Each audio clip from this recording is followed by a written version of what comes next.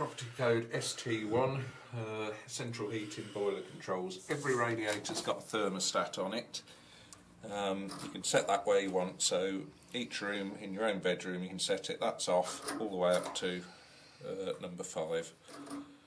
So set it any way you like, obviously, that will set the temperature and turn off and on as necessary, provided that the boiler's on. For the boiler to be on, the room stat, which is situated in the hallway, needs to be set at a certain temperature. I'd recommend 25. It does actually go all the way up to 37. You certainly don't want it that high. At the moment we're leaving it at 10 degrees because the house is empty.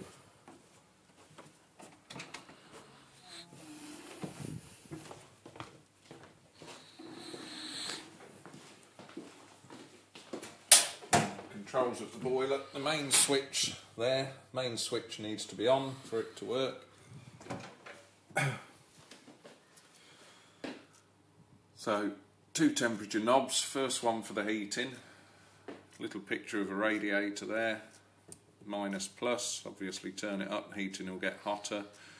Second one for the water. Water is on all the time provided the boiler's switched on, so as soon as you turn a tap on the boiler will ignite and start heating the water. So again, just left it at a reasonable temperature. It's saying 46 degrees, probably 50 degrees is fine for the hot water.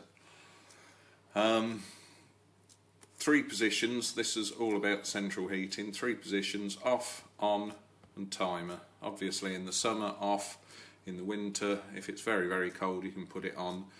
Most of the time you'll want it on the timer.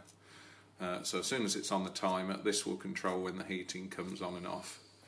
That actually tells you what the time is, and the clock there tells you the time. That's wrong at the moment, I'm just going to reset it. So at the moment it's 8:30 in the morning. Now this will turn round of its own accord during the day, just like any other clock. Right, so the time's set right now, and you see here I've written in equals on. So when those segments are in, the boiler's on. When they're out, they're off. So you can see there it's set to go off at 9 o'clock and come back on at 2 o'clock. Stay on at 2 o'clock all the way to 10 o'clock. If you need to alter that time, simply push some more segments in or out. So in is on, out is off.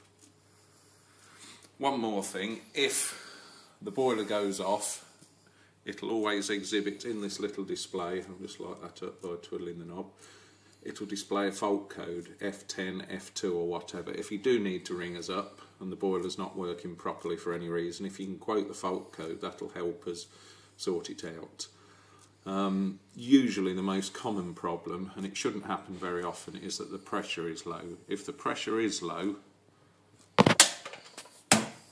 under the boiler, there's 2 taps there and there. If you turn those taps, that'll increase the pressure in the boiler and get it running again. Again, don't do that until you've rang us first. If you've rung us first and we can identify that as the problem, we can talk through how to sort that out.